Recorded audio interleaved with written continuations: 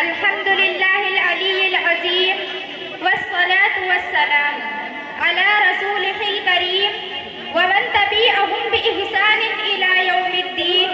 أما بعد، أعوذ بالله من الشيطان الرجيم. بسم الله الرحمن الرحيم. عن أنس رضي الله عنه قال قال رسول الله صلى الله عليه وسلم: أكرموا أولادكم وأحسنوا آدابهم، أو كما قال عليه الصلاة والسلام. صدق الله العظيم. حضرت انس رضی اللہ تعالیٰ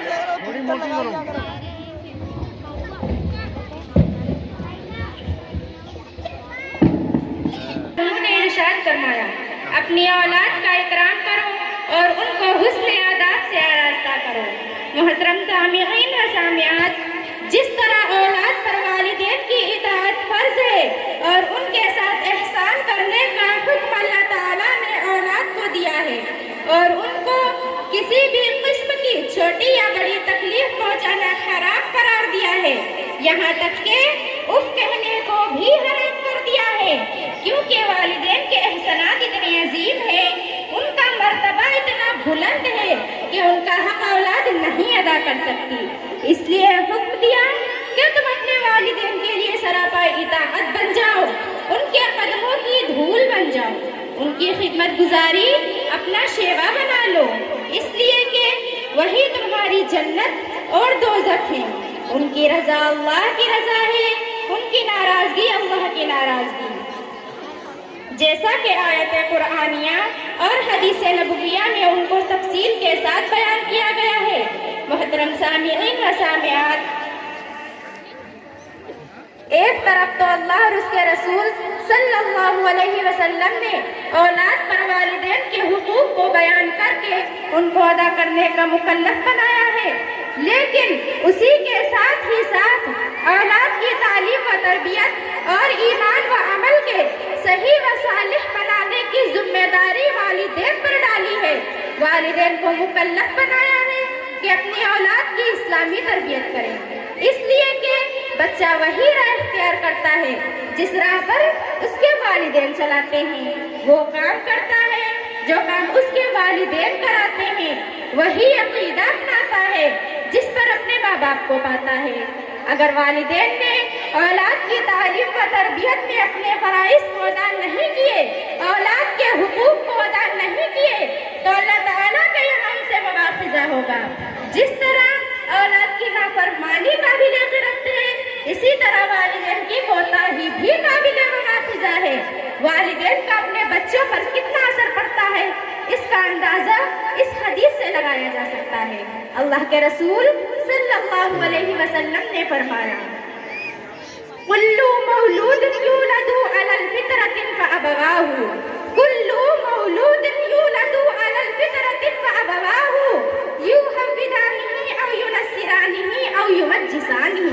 کہ ہر بچہ فطرت مسلمان ہوتا ہے، مگر اس کے ماں باپ اس کو یہودی یا نصرانی یا مجوسی بنا دیتے ہیں. اولاد کی تعلیم و تربیت کا ذمہ دار والدین کو اس لیے بنایا گیا ہے کہ والدین بچوں کی پہلی تربیت گاہ ہوتے ہیں، پہلا مدرسہ ہوتے ہیں. بچہ سب سے زیادہ اپنے والدین سے متاثر ہوتا ہے، انہی کے حرکات و سکانات کو اختیار کرتا ہے، انہی کے کردار کو اپناتا ہے. لہذا یہ ضروری تھا کہ ایسے وقت میں ہے کہ جب کہ ذہن سادہ رہے، اس پر اللہ کی عظمت و کبریائی و حدانیت و لوحیت کا نقش ابھارا جائے، اس کے دل میں تخلیق انسانی کا مقصد اور انسان کی ذمہ داریوں کا احساس پیدا کیا جائے، تاکہ وہ اللہ کا فرما بردار بندہ ہو، اطاعت شار بندہ ہو. اللہ کے رسول صلی اللہ علیہ وسلم نے فرمایا: حق الولد علی الوالد ان یحسن اسمہ و یحسن ادبہ. باپ پر بچے کا حق یہ ہے کہ اس کا اچھا نام رکھے اور اس کو حسن آداب سے آراستہ کرے. اب سوال یہ ہے کہ اچھا نام کون ہو سکتا ہے؟ تو اس سلسلے میں والدین کی رہنمائی فرما دی گئی ہے. مسلم شریف کی روایت ہے کہ حضرت عبداللہ بن عمر رضی اللہ عنہ فرماتے ہیں کہ اللہ کے رسول صلی اللہ علیہ وسلم نے فرمایا: तुम्हारे नामों में अल्लाह ताला को सबसे ज्यादा महबूब और पसंदीदा नाम अब्दुल्ला और अब्दुल रहमान है। इसी तरह एक हदीस में है कि सबको भी अस्माए अंबिया, अंबिया अलैहिस्सलाम के नाम पर नाम रखो, लेकिन विलादत के बाद अच्छा नाम ही काफी नहीं, बल्कि वालिदैन की जिम्मेदारी ये भी होती है कि वालिदैन की जिम्मेदारी ये भी होती है कि नवमौलूद के कान में सबसे पहली आवाज अल्लाहु अकबर की पहुंचे। पैदा होते ही उसके दाहिने कान में अज़ान के कलिमात कहे जाए और बाएं कान में अक़ामत के कलिमात कहे जाए। ये बच्चे का वालिदैन पर पहला हक है, ताकि वो अव्वल दिन ही से तौहीद से आशना हो जाए और ईमान का नूर उसके दिल में उतर जाए। जहाँ तक कि हुस्न तरबियत और हुस्न आदाब का मामला है, तो उसके बारे में नबी करीम सल्लल्लाहु अलैहि वसल्लम ने फरमाया, अकरिमू औलादकुम व अहसिनू आदाबहुम, अपनी औलाद का इकराम करो और उनको हुस्न आदाब से आरास्ता करो, यानी उनकी तालीम व तरबियत पर खुसूसी तवज्जो दो ताकि वो अदब से आगाह हो। इकराम का मतलब ये है कि उनकी तालीम व तरबियत पर खुसूसी तवज्जो दो ताकि वो अदब से आगाह हो और उनको अल्लाह का तोहफा है, तुम्हारे लिए ज़ख़ीरा आखिरत और सदक़ाए जारिया है। मोहतरम सामिईन व सामिआत, ये तो इब्तिदाई जिम्मेदारी थी और उसके बाद औलाद जब कुछ बाशऊर हो जाए तो दूसरी जिम्मेदारी ये होती है कि अल्लाह के रसूल सल्लल्लाहु अलैहि वसल्लम ने फरमाया, तुम्हारे बच्चे जब 7 साल के हो जाए तो उनको नमाज का हुक्म दो और जब 10 साल के हो जाए तो नमाज छोड़ने पर उनको मारो और उनके बिस्तरों को अलग कर दो। औलाद की इस्लामी तरबियत कितनी जरूरी है, इसका अंदाजा इस वाक़या से लगाया जा सकता है। सैयदना फारूक आज़म रज़ी अल्लाह अन्हु के अहद खिलाफत में एक दफा एक शख्स ने आकर शिकायत की, अमीरुल मोमिनीन, मेरा लड़का मेरी इताअत नहीं करता, मेरा हुकूक नहीं अदा करता, मेरा ख्याल नहीं रखता। ये सुनकर अमीरुल मोमिनीन को बहुत गुस्सा आया, कैसा नालायक लड़का है, अपनी बात की नाफरमानी करता है। आपने उसको बुलवाया ताकि आप सर्जिश करें। लड़का आया तो हजरत उमर फारूक आज़म रज़ी अल्लाह अन्हु ने नाराजगी के अंदाज में उससे नाफरमानी की वजह पूछी, कैसे लड़के हो, अपने बाप को तकलीफ पहुंचाते हो, तुमको सजा मिलनी चाहिए। लड़के ने अर्ज किया, अमीरुल मोमिनीन, मेरी बात भी सुनिए, यकीनन ये मेरे बाप हैं, इनके हुकूक बहुत ज्यादा हैं, लेकिन जरा इनसे पूछिए कि इन्होंने मेरा कितना हक अदा किया है, मेरी इस्लाह व तरबियत में अपना फर्ज अदा किया कि नहीं। अल्लाह के रसूल सल्लल्लाहु अलैहि वसल्लम ने लड़कों का अच्छा नाम रखने का हुक्म दिया, जबकि मेरे बाप ने मेरा नाम जोला रखा। जोला एक गंदगी कीड़े को कहा जाता है। मेरे बाप ने मेरी तालीम पर कोई तवज्जो न दी, मुझको अल्लाह और उसके रसूल सल्लल्लाहु अलैहि वसल्लम के हुकूक से आगाह नहीं किया, वालिदैन और दूसरे लोगों के हुकूक से बाखबर नहीं किया। मेरे साथ कभी मोहब्बत से पेश नहीं आए, फिर मैं जिस चीज को जानता ही नहीं हूँ उसको कैसे पूरा कर सकता हूँ। मैं नहीं जानता कि क्या वालिदैन के हुकूक मुझ पर वाजिब है। ये सुनकर हजरत उमर फारूक आज़म रज़ी अल्लाह अन्हु ने उस शख्स से कहा, तुम्हारे लड़के की कोई गलती नहीं है, बल्कि असल मुजरिम तुम हो, तुम्हारे साथ ऐसा ही होना चाहिए था। मोहतरम सामिईन व सामिआत, जरा गौर कीजिए, वो माँ बाप जिनको अपनी औलाद की तरबियत की कोई फिक्र नहीं, न तालीम की फिक्र, न नमाज की फिक्र, न तालीम की फिक्र, न नमाज की फिक्र, न तहजीब की फिक्र, न अखलाक की फिक्र। लड़के आम तौर पर नमाज छोड़ते हैं, लेकिन वालिदैन तनबीह भी नहीं करते, ख्याल भी नहीं करते, उनको नमाज का आदी बनाए। बच्चा मदरसा जाता है या नहीं जाता उसका कुछ ख्याल नहीं।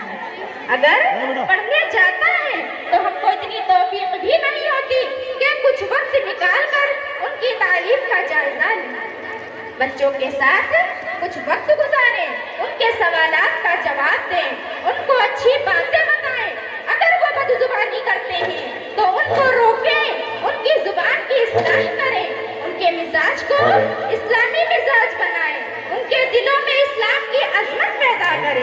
آج کل لوگوں کو عام شکایت ہو گئی ہے، اولاد نافرمان ہو گئی ہے، بے راہ ہو گئی ہے، والدین کی باغی بن گئی ہے، اور یہ سچ ہے، ایک تلخ حقیقت ہے۔ لیکن یہ بگاڑ کیوں پیدا ہوا؟ کن کی غفلت کا نتیجہ ہے؟ کن کی کوتاہیوں کا ثمرہ ہے؟ تو پھر سنیے، اس بگاڑ میں سب سے بڑا ہاتھ والدین کا ہے۔ بچے تو بچے تھے، جب بگڑ رہے تھے، گالیاں دے رہے تھے، نماز چھوڑ رہے تھے، پڑھنے سے بھاگ رہے تھے، تو والدین نے پیار کی وجہ سے کچھ نہیں کہا، یا پھر ان کو موقع ہی نہیں تھا کہ اس کا کچھ خیال کریں۔ کبھی کسی کی شکایت پر تنبیہ کر دی، ورنہ وہ بھی نہیں۔ اور اکثر تو بچوں کی بے جا حمایت ہوتی ہے۔ عام طور پر یہ ہوتا ہے کہ بچوں کی کسی غلط حرکت کو بچہ کہہ کر نظر انداز کر دیا جاتا ہے۔ جب بچہ بڑا ہو کر وبال جان بن جاتا ہے، بگڑ جاتا ہے، والدین کو خاطر میں نہیں لاتا، تو پھر والدین کو شکایت ہوتی ہے۔ جب وہ بالغ ہو گئے، اپنے آپ کے مالک ہو گئے، تو فکر پیدا ہوئی اصلاح کی۔ جب وہ اپنے بس میں تھے، اپنی ذمہ داریوں میں تھے، تو ہم نے کوئی توجہ نہ دی۔ عام طور پر یہ خیال کیا جاتا ہے کہ تربیت کے لیے ڈانٹ ڈپٹ ضروری ہے۔ ایسا سوچنا غلط ہے۔ بچوں کو کبھی پیار سے سمجھایا جاتا ہے۔ کسی غلط حرکت کا عادی ہو گیا، نالائق لڑکوں میں پڑ گیا، تو بہتر علاج یہ ہے کہ والدین ان کو سمجھائیں، اپنے ساتھ رکھیں، کسی کام میں مصروف رکھیں، پڑھنے کی تاکید کریں، ان کو اپنے ساتھ نماز پڑھنے لے جائیں، نماز کا طریقہ سکھائیں، کھانے کا طریقہ بتائیں۔ اگر ماں کے ساتھ بدتمیزی کرے یا کسی حکم سے انکار کرے تو باپ سرزش کرے۔ اگر باپ کے ساتھ بدتمیزی کرے تو ماں سمجھائیں، دوسرے افراد بھی اس کو محبت سے سمجھائیں۔ جب بچوں کی اچھی تربیت ہوگی تو اچھا معاشرہ وجود میں آئے گا۔ اللہ پاک سے دعا ہے کہ اللہ پاک ہم سب کو والدین کے لیے آنکھوں کی ٹھنڈک بنائے، اور تمام والدین کو صحیح تعلیم و تربیت کی توفیق عطا فرمائے۔ آمین ثم آمین۔ وآخر الدعوانا ان الحمد للہ رب العالمین۔ کر اطاعت والدین کی تو تو فرما بردار ہوگا، کر اطاعت والدین کی تو فرما بردار ہوگا، رب راضی ہوا تو جنت کا حقدار ہوگا۔ السلام علیکم۔